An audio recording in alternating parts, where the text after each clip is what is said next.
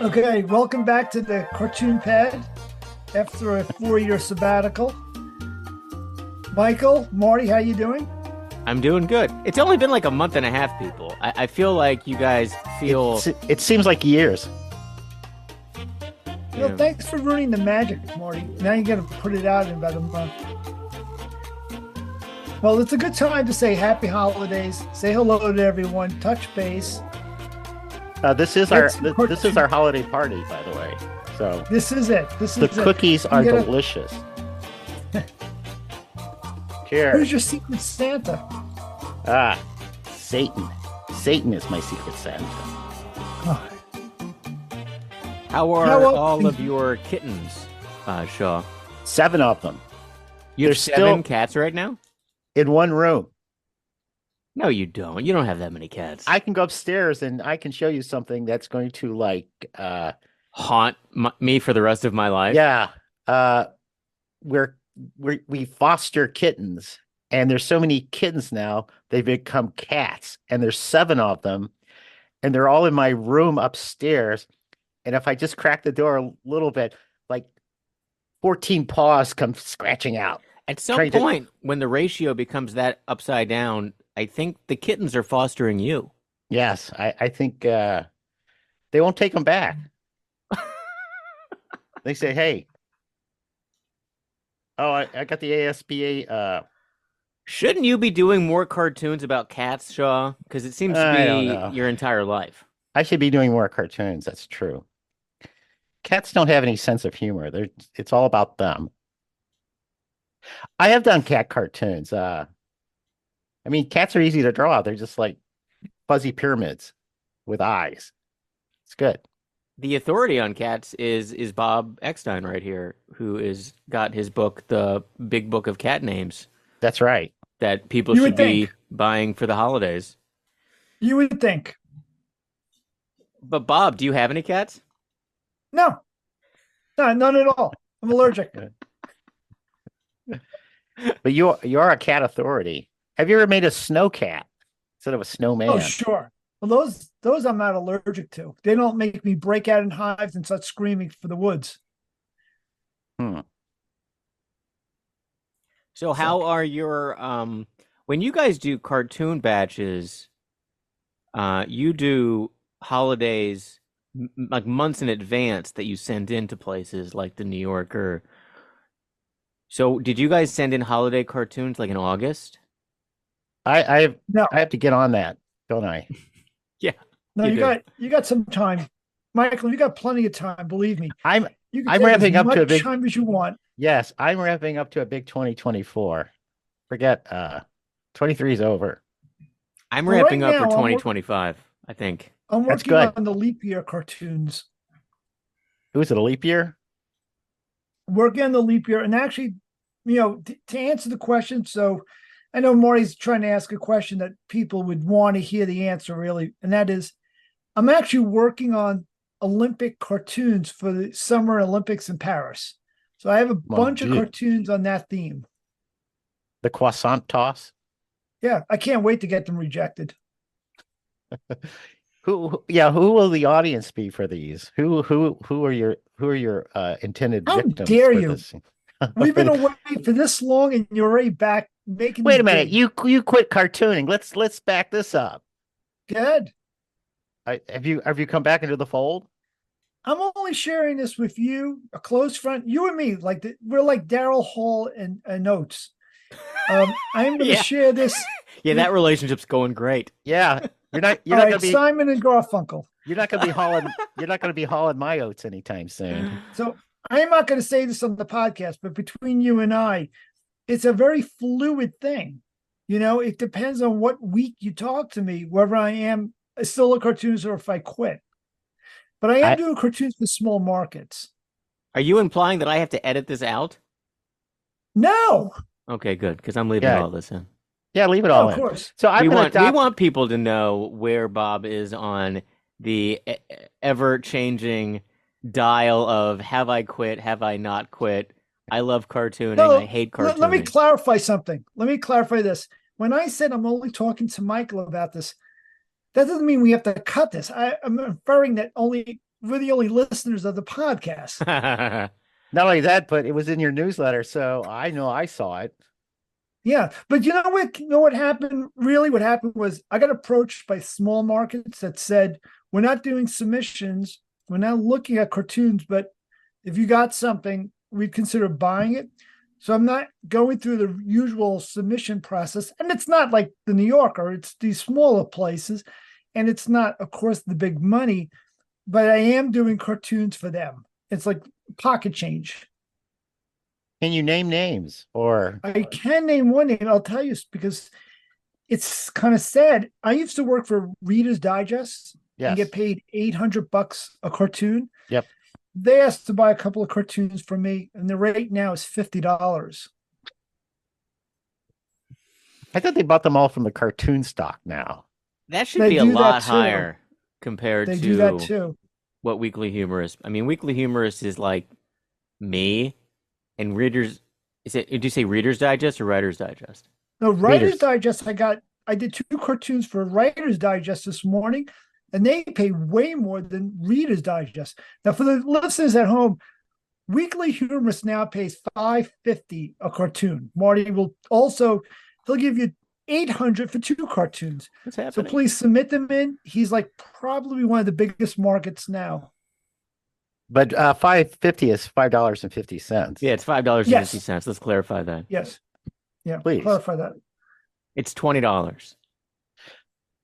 Marty, I've never asked you for a penny. I give you my cartoons out of my love for you Yeah, and your effort on this podcast. thank you. So When I it's a mentioned love the word offering. 550, I saw Marty perspiring. He was already sweating bullets. I'm like, where do I have to make this edit? I need to make this edit right here. Okay, we're at this time.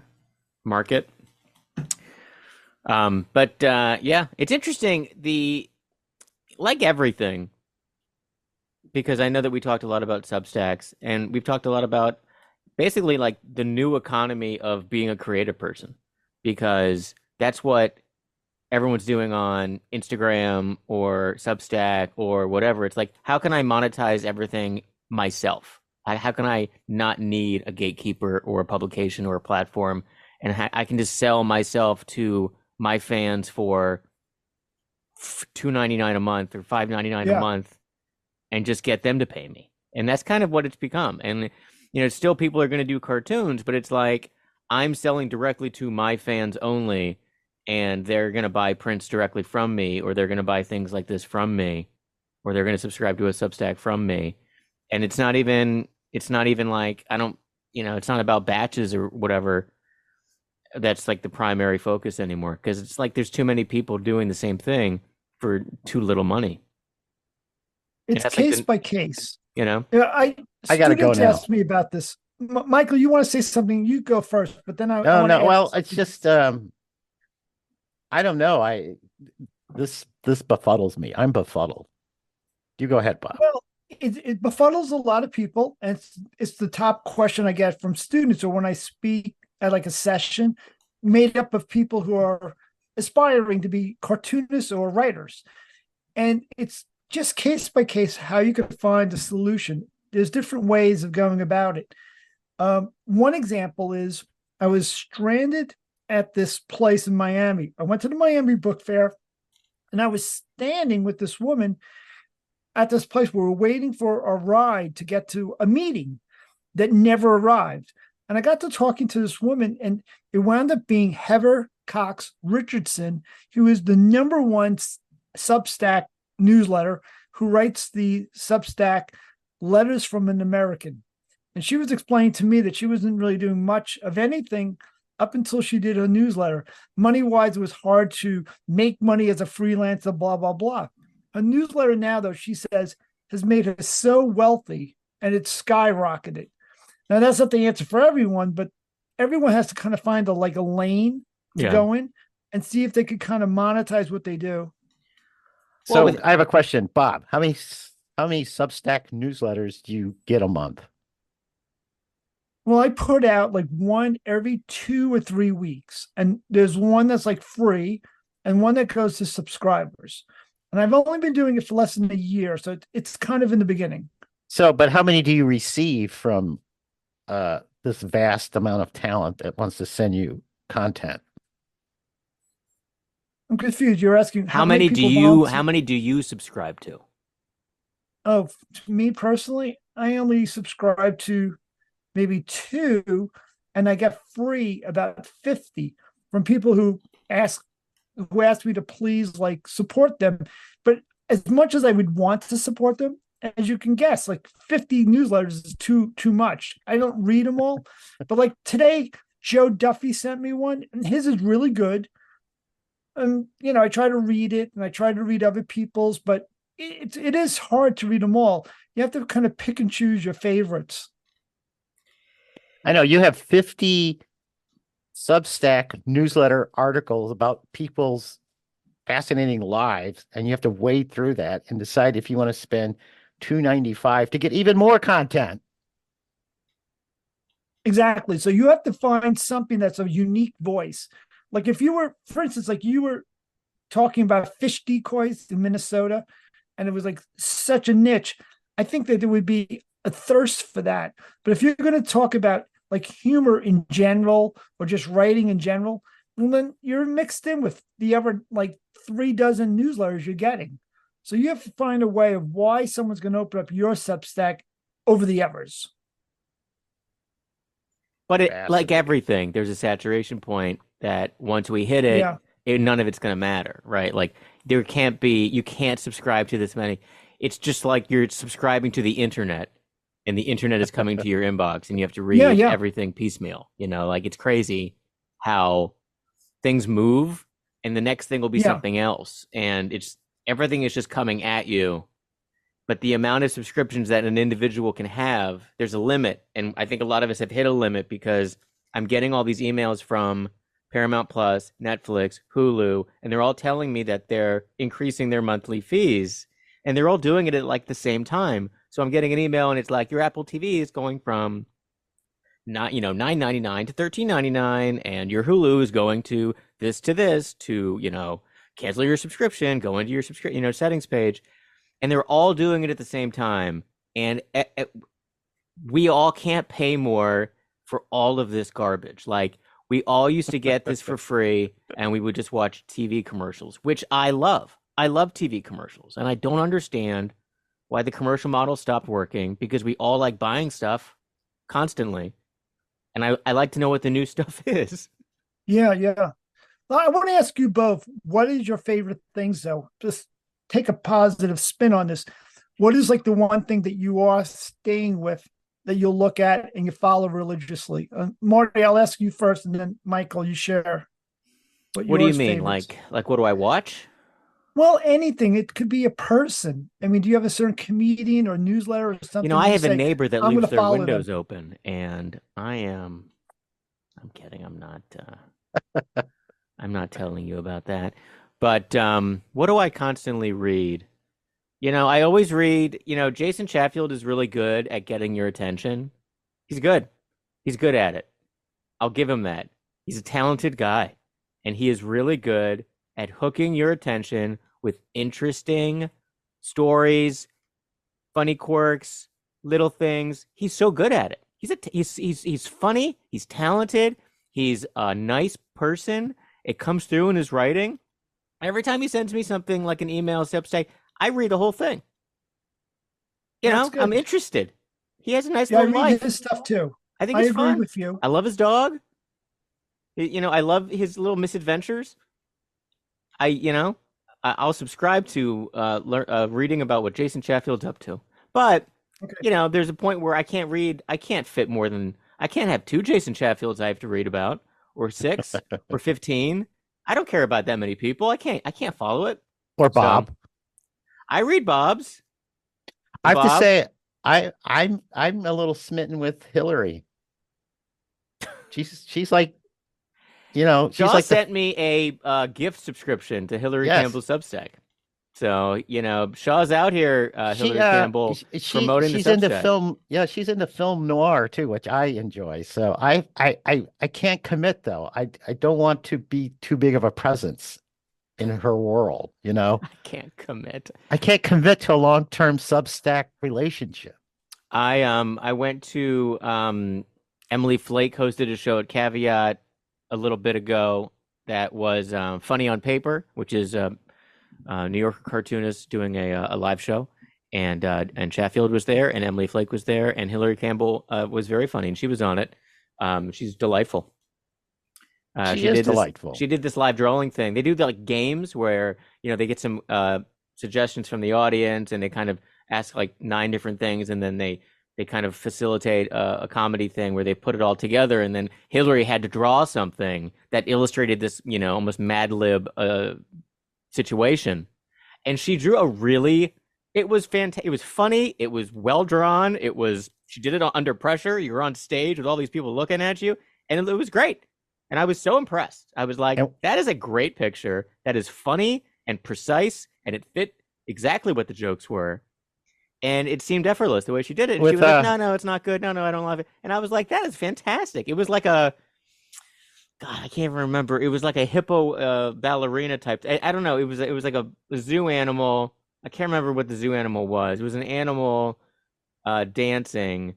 And then there was a ballet dancer in the person area, and the zoo animal was like angry that they were being upstaged or something. I'm not giving it justice at all, but it was a really well done thing. The whole show was fun. It was a good time.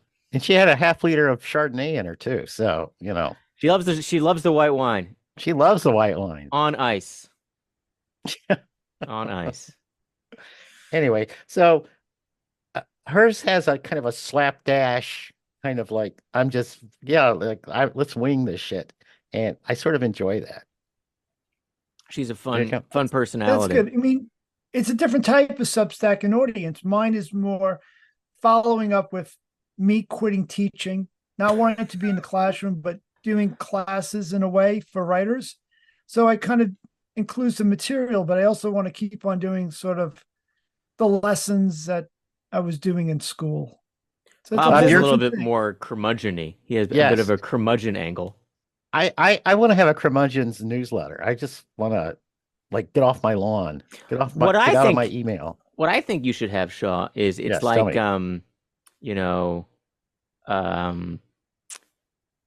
not messages from, but like what's it called when you're maybe doing like an outpost, like you're giving messages from this outpost, because you're kind of like way out there in you're in the frozen tundra of Lambeau Field out there in Manitowoc, Wisconsin.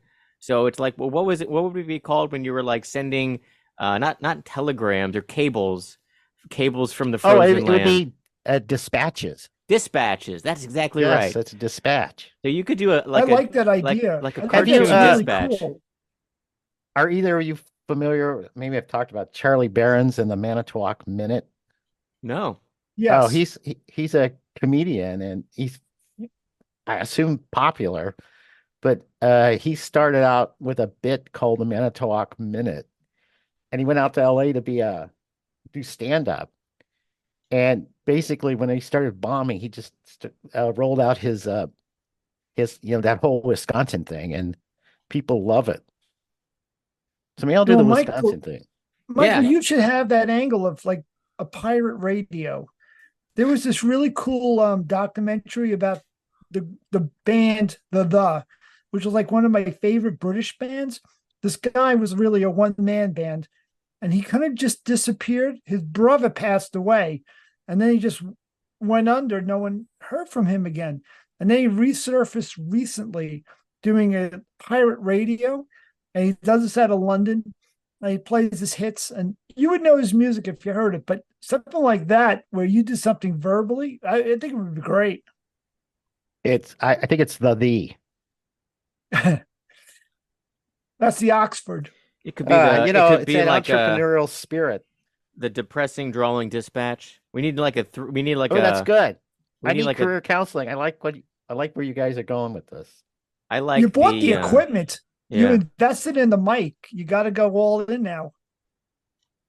Okay. I'm staring at your light still. It looks like Jesus wants to take you away now if you want to ascend to heaven. It's supposed to be the ocean. It's funny. We had a guest lined up, a friend of mine who I went yesterday and saw Godzilla, and we spent the day together. And he's a pretty famous person, and he refused to come on, though. He was too scared, too Why shy. do we keep scaring people off? I don't get it.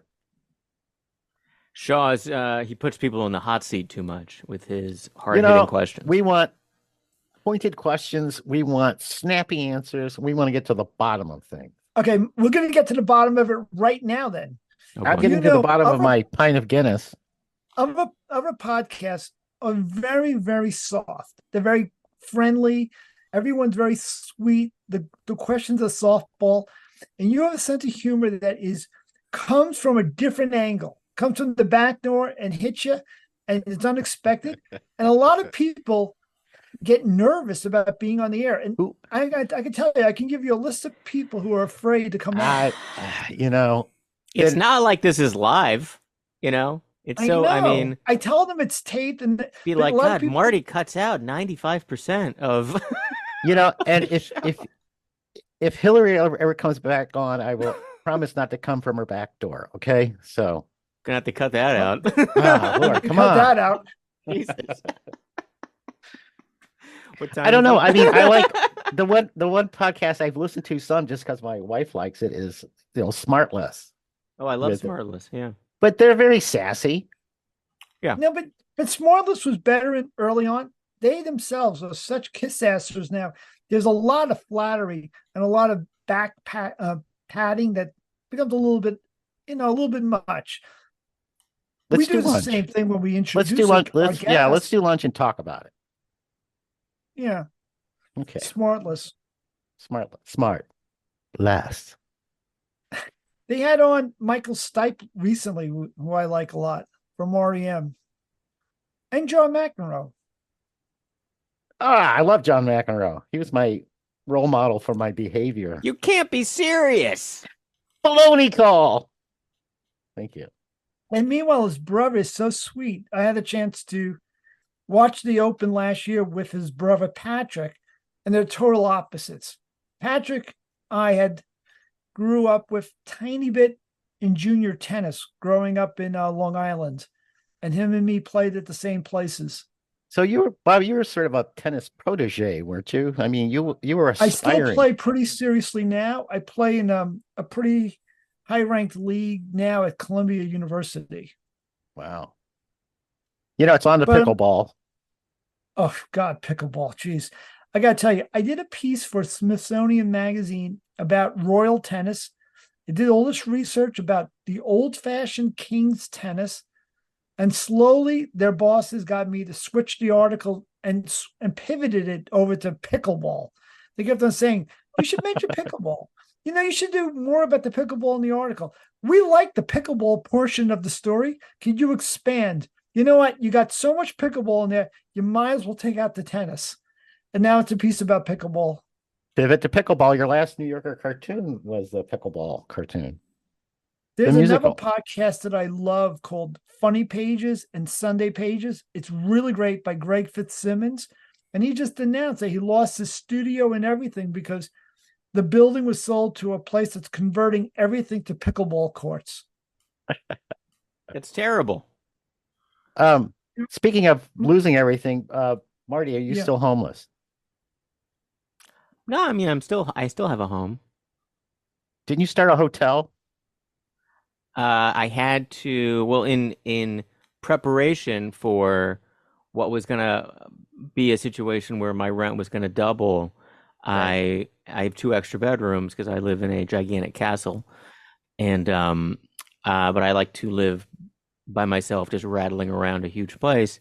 And if the future was going to be going the direction that seems to be going, I was going to have to change my ways, so or move. So I explored filling the rooms preemptively, which I didn't really try to do, and then the universe just created people who asked me if I had a place, and I was like, I do. So I have some people who are temporarily cohabitating here, so which has actually been wonderful because one of them has a pit bull, and I've never had a dog, and I love this dog.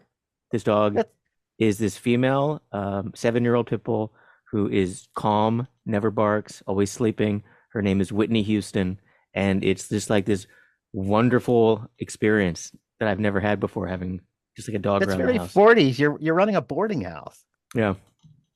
Do you all come down to Michael, dinner another to breakfast Michael, together? And another cartoon pad exclusive. yeah. I mean, does everyone gather for dinner and No, discuss your day? not really, but Oh, it helps that both of the people in the house are professionally good looking because they are models and actresses, and oh my. so I look disgusting compared to all of these beautiful people who are living with me, but it's nice.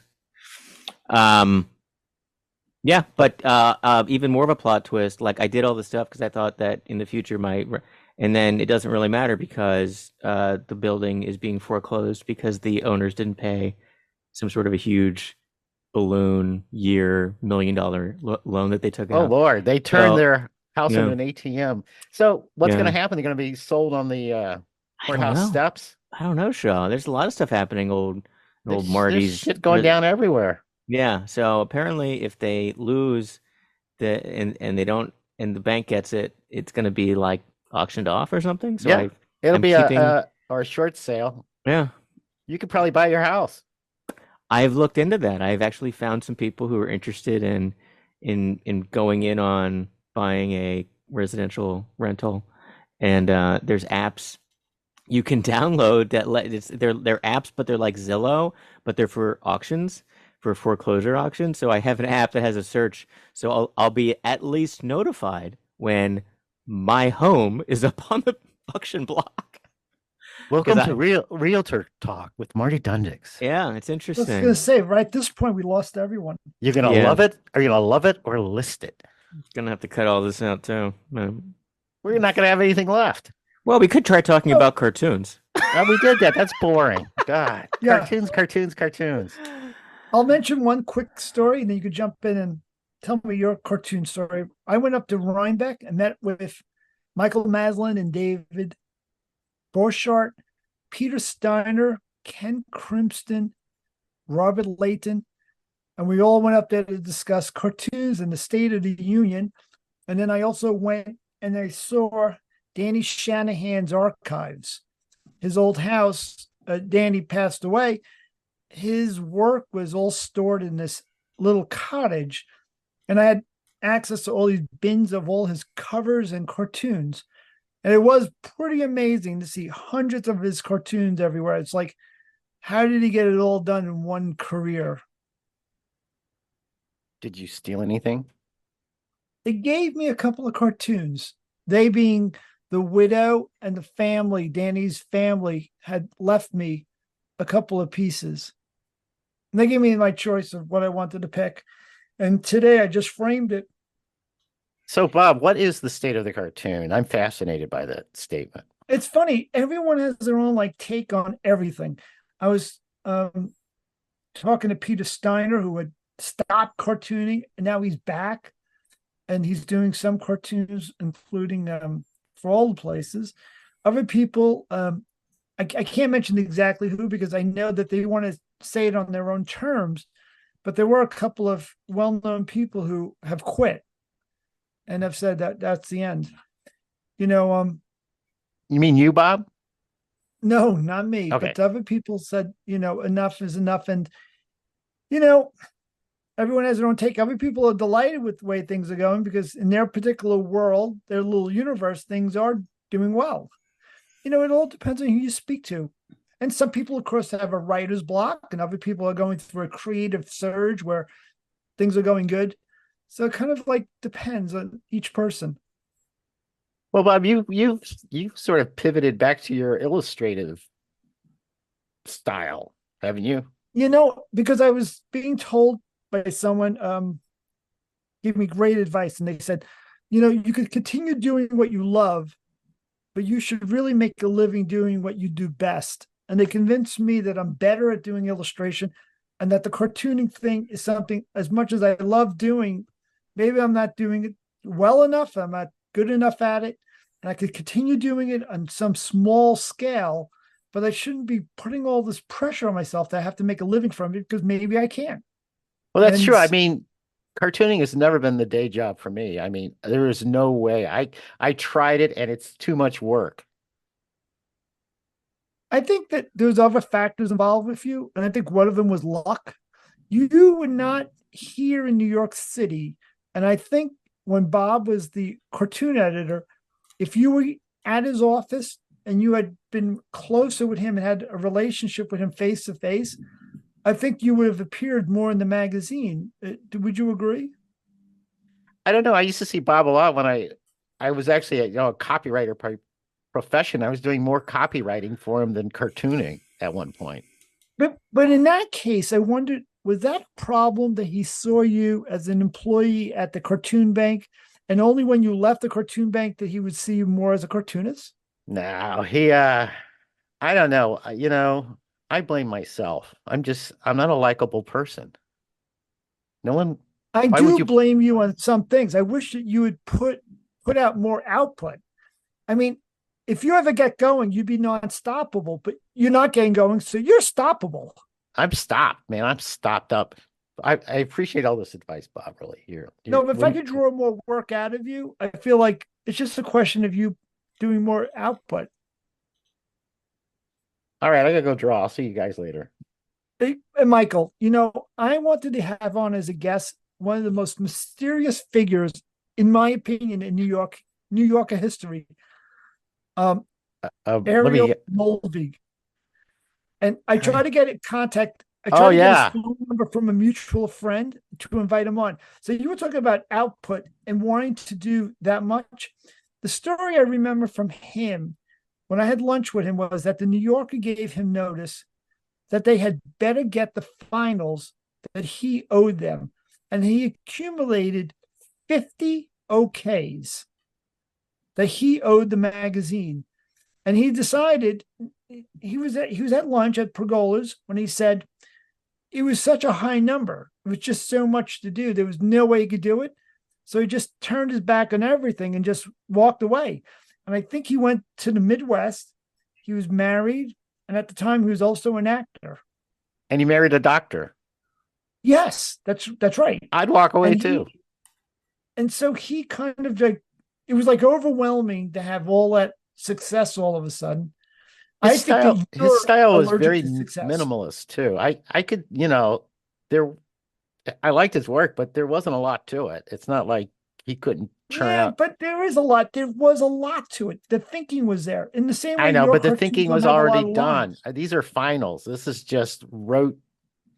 is just tidying up your line. The Yeah, thinking has a been little bit. completed. To Bob, me, you you're overthinking it, Bob. When he no, got the OKs, the 50 OKs, did he get paid on those already? Or you only get paid when you no, deliver the finish? he didn't get paid for any of them So he Well, got didn't overwhelmed for work he had coming to in? do. There's another person that we've had on as a guest who had a similar thing where they had like 14 OKs and they just didn't do them. They got so many OKs, it became too much to do and they just let it go. there's also the famous one who I won't mention, Diffie. Uh, he had like 40 in the can, and didn't they tell him they didn't want them anymore? He got sent back what they call a kill. They killed the pieces, but he got paid for those. Instead, Ariel didn't get paid for his. Now, I had the same thing happen to me. I had like 8 or 10 cartoons sent back to me when Bob left, and they were killed. Right, but you'd already gotten paid. I already got paid, and Matt got paid too. But Okay, Matt, well that's Well, is yeah, it what do you get paid the full amount or is it a kill fee, which is a percentage of the full amount? you get the full amount in the Okay. same way you get the full amount if it gets used for a cartoon caption, and they kill the caption. Hmm. Okay. Michael, I was thinking about your work today when your line being very minimalistic. And I was thinking that the other person who shared your spirit was Arnie Levin, who I thought was a yes. genius. I always said he drew like somebody was taking the paper away from him as he was drawing. Was he an influence in your work at all?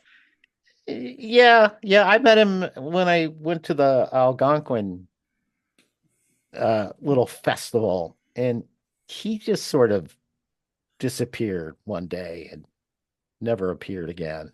Well, I'm in touch with Arnie, and he has some health issues. He But was a buff guy he's from what I remember.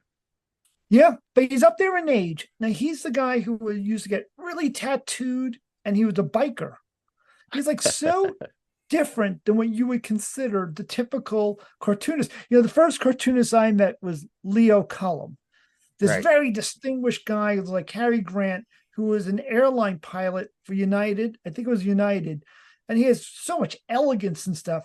And then there was Arnie, who looks like he was like one of the what's the group, the 8 people from that Oh, the A Western? Team. No, not the A Team. The A Team. I love the A Team. I love the I 18 love the too. A Team, but George Papard, who doesn't love George Papard? But it's not that. It's what's the group with Robert Mitchum and I'm trying to think of those guys, the real tough guys. You've lost the whole audience. Bob Mitchum. Yeah, I don't can't know, remember. Bob. Sorry. Clint Eastwood. Like the Dirty Dozen. Dirty Dozen? That's it. The Dirty Magnificent Dozen. Seven? Yeah, that wasn't Clint that's where I Eastwood. picture Arnie Levin. Arnie Levin would fit right in there, although he would be the shortest one in the group. He was like 4'6". His most famous cartoon that I remember was the one where the guy is starting the lawnmower and the lawnmower just takes off. I mean, it's like but it's such a simple idea, but Well, his ideas are simple, but I didn't come up with them. I kicked myself today that I didn't come up with this one Arnie Levin cartoon he did, where there's a man sitting down on the couch, obviously meeting a woman on a date, being introduced, and in the living room is this enormous cat sculpture, one of those things the cats climb on, that's like 90 feet big. And the guy goes, "Do you have a cat?" Yeah. you just like cat cartoon. There's a famous good one of one. Arnie's where someone's delivering, is it a babka? What is that cake called that you take to someone? It could be a babka. Okay. And the guy's taking a babka to heaven. But there's no That's caption. nice. I think it befuddled a lot of people. His cartoons make you think. Michael, another favorite of his was he's got this guy in bed and surrounded by piles of books, on the nightstand and all around the whole place. And the banner says reader's block. Oh, okay. I feel like we're going through a batch. Come on. We're going through a batch right now. Oh, it's good. That's good. It's good. People like hearing about going through the batches. No, yeah. But let's wrap up. Michael, you have anything to promote? I think that's a no. Wait, did I ever show you guys this? No. What's the story? Explain is what you're holding. Oh, it's a vast book volume entitled L'art et l'histoire de la caricature. And it's all French, and it's a history of the caricature. And I have my famous cartoon about nothing back here on page 1422. So if you're looking for my latest work, this is it. You're in that book? I'm in that book. That's amazing. Wow. It's It a is. misprint. And they sent it to me. Here, I can show it's it. very nice. Let me show it to you via podcast. You are French, no? Ouais. Je suis Look at français. that. All right. Michael's holding up a cartoon that he's been milking for years. And this is the cartoon is the absence of any drawing. yes. Yeah. Actually, the lines, the square was drawn, so there is drawn. What's inside is not drawn. Anyway, that's a very nice I didn't even square. get paid. I didn't even get paid for that. They just sent me a copy. It looks like a heavy book, though, so I'm sure that book It is. cost It's about impressive. about $45 book right there. Yeah. 51 euro. Finally, Michael's doing some of the heavy lifting. I did a doodle of you guys. Oh, geez. Oh God, I look like a What are you doing, stevedore. Marty? You trying to get fired? It's pretty good. Pretty good drawing, I thought, of you guys. Speaking of not caricatures, that could go right next to your empty box in your There we go. caricature book. Yeah. Let me just give a couple of plugs quickly, and I'll say goodbye and happy holidays. I have Happy Winterfest holidays. in Hawley, Pennsylvania. That's at the Hawley Library, signing books. And then on atlasobscura.com, they're doing sort of a TED Talk on December 19th, 7 o'clock. I'm going to be talking for 1 hour about the history of the snowman. That's a good talk. I've attended the history of the snowman talk before at the New York Public Library. In This 2000... one will be better. This will be in English. Okay, Thank yeah, you, Marty, for I going was to very that. confused and lost now that you mention it. That's why there was subtitles. And So Marty, you have anything to promote for Weekly Humorous? Not really. Just churning. People should go to Weekly Humorist and they should get a subscription. They can give it as a holiday gift. They You can have a lot of give it. merchandise too. Any Yeah. holiday stuff? Yeah, we have T-shirts that say mistletoe, and it's Okay. it's a weed leaf oh my. with a red holiday bow. And there's some other stuff. There's a bunch of holiday stuff. There's a lot of stuff. There's a All lot of kinds of different things. stuff. Yeah. I have one other thing to mention. Cartoon Stock came out with a new calendar that I'm on the cover. It's all cartoons about lawyers. Oh my. And that's at cartoonstock.com. I'll have to check that out. It would be funny if you were like the Cartoon Stock had a calendar come out and it's like pictorials of like you and Shaw in like bathing trunks. Oh, I could see that. Like I really don't wanna see that. like the fireman's calendar, but it was cartoonist. Well, my thinking is this, Michael, if we're going to do that, right, we charge like $1,200 and just have one person buy it. Just if we could just get one sale, we're in gold. People would pay you to not sell it. Yes. Would you pay us $12.99 to not sell this calendar? Yes. That's not encouraging, Marty. That's not nice. That would be funny. Put that in your You know, Substack. The guy who passed away from the Pogues, I was a huge fan of Sean. What's his last name again? Huge fan. Huge Yeah, fan. huge What fan. was I his can't name? remember his last name. Was it Laban. Dooley? No. Simon Laban. Yeah. He has his Aha. artwork in a book, and the book is like $1,400 for limited edition cartoons. That's the lesson. That's the way to go. Sell a cartoon book. Just hope for a handful of sales, but they'll reach like about $1,000. Handcrafted. Create a folio. What if you created folios of cartoons? Yeah, let's invite people listening to give us anything you want to promote.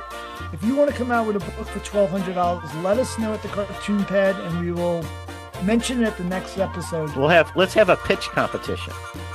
We should. That's overdue. There. Good enough. All right, let's call it a day. We all got trees to trim, We got places to go and eggnog Things to to eat. make. mm. Everyone have a good happy holidays. Until next time. You This too, is Bob. Michael, Morty, and me saying goodbye. Happy Bye, Marty. holidays. Bye, everybody. Happy cartooning and happy holidays. Bye.